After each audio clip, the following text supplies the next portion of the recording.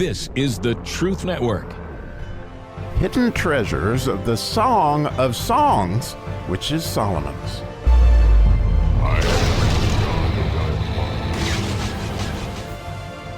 So today we get into the 6th verse of the 5th chapter of the Song of Solomon, and Matthew Henry says it's the saddest of the verses in the entire book, and I would tend to agree. It's a tough one to think about and look at, but nonetheless we get to, and it being the 6th verse, is aptly the Vav verse, which has to do with continuing. And so we know now that as of yesterday, you're right, she had myrrh on the handles of the lock, and it says here in verse 6 in English, I opened to my beloved, but my beloved had withdrawn himself and was gone. My soul failed when he spake. I sought him, but I could not find him. I called him, but he gave me no answer. And so, that's a pretty tough thing when you miss his call. And you can't help but see it as tough love, right? That Jesus is trying to show his beloved the importance of responding, when the time is right. And when he shows up, he means to have this opportunity that you don't want to be without him. And she finds herself that. And interestingly, uses the exact language that was used there in the 3rd chapter when she sought him in her bed. You're right, remember, I sought him, but I found him not. Same exact language. But the big difference here is what she says. She says she opened to her beloved, and he'd withdrawn himself. He was gone. And I love the way that being gone is written out. Like I cried with my whole heart back in the kuf section. When you put a kuf that we talked about yesterday, it's a second letter in the word statutes or hukum. There's a het and a kuf. And that kuf has to do with proximity. And when you put the hoof when you put the kuf, I always get those mixed up. When you put the kuf at the end of a word, it's saying that it's distant, and that's exactly what the situation is when it says that he had withdrawn himself, that he was far away. And that idea, the kuf now that was very close and ready for intimacy now is withdrawn, and it's gone. And then she, she immediately says, my soul failed when he spake. And therein lies this, from my standpoint, she's giving us some really beautiful information because she's talking about her nefesh, right? Which in Hebrew, that idea of the nefesh is a believing machine. It's where we have our faith. And so what she's saying is that, in the moment of truth, that when he spake, my faith, I didn't have enough faith to get up and answer the door right that very second. And in other words, my soul, my believer has failed.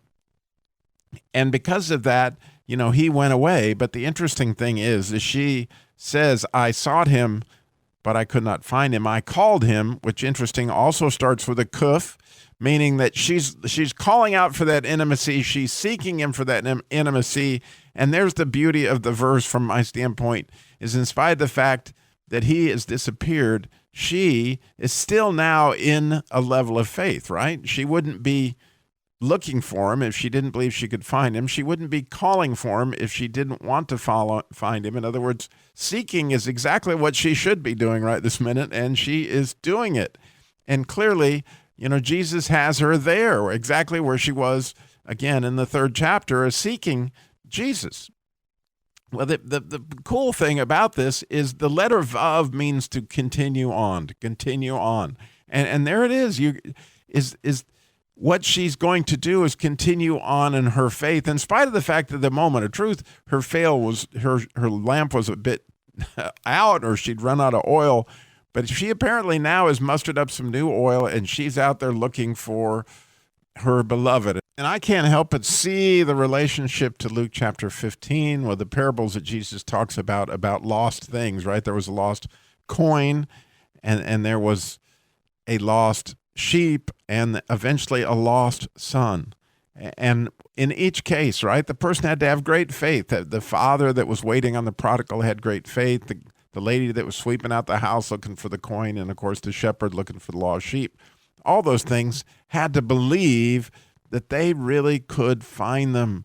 And I think Jesus is talking about faith here when he's talking about these parables, that one of the beautiful, amazing things about our souls is they just long to believe something. If they'll just believe we can find him, that he is worth the wait.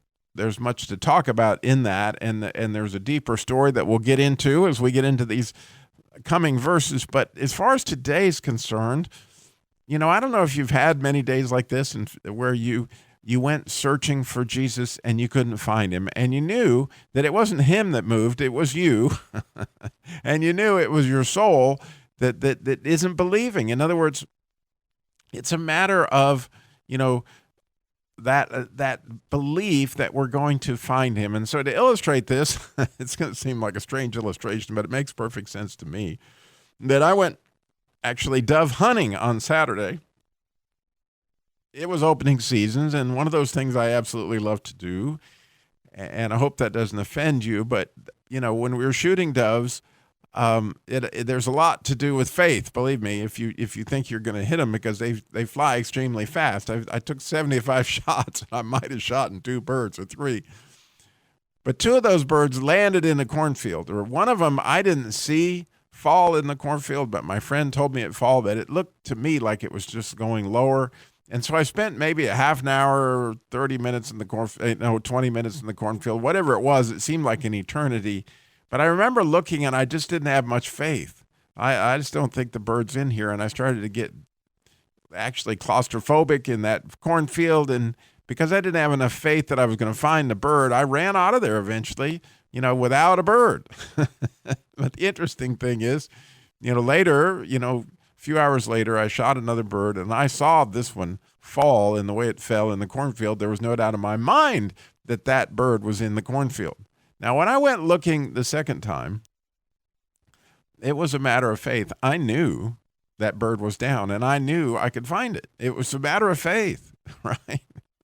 And so, as we go looking for Jesus, and I did find it, and I'm not surprised I did, because I believed I was going to find it.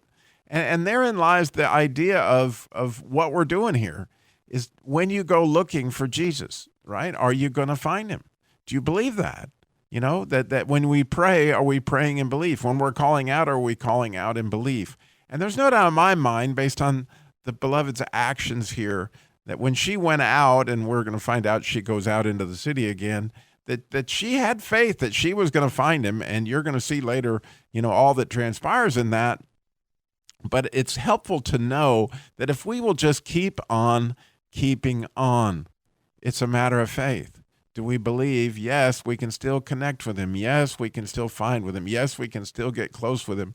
And yes, if we can have that faith, if we can truly believe, to me, therein lies the opportunity to have the intimacy that we're talking about in these statutes, where you have a het, as we've talked about, which is this union in complete closeness, in holiness, which is that kuf, and that idea of the statutes, what we've been seeking after as we are studying this Song of Solomon from the standpoint of trying to understand what are those statutes, that our lips will utter praise when we have learned thy statutes.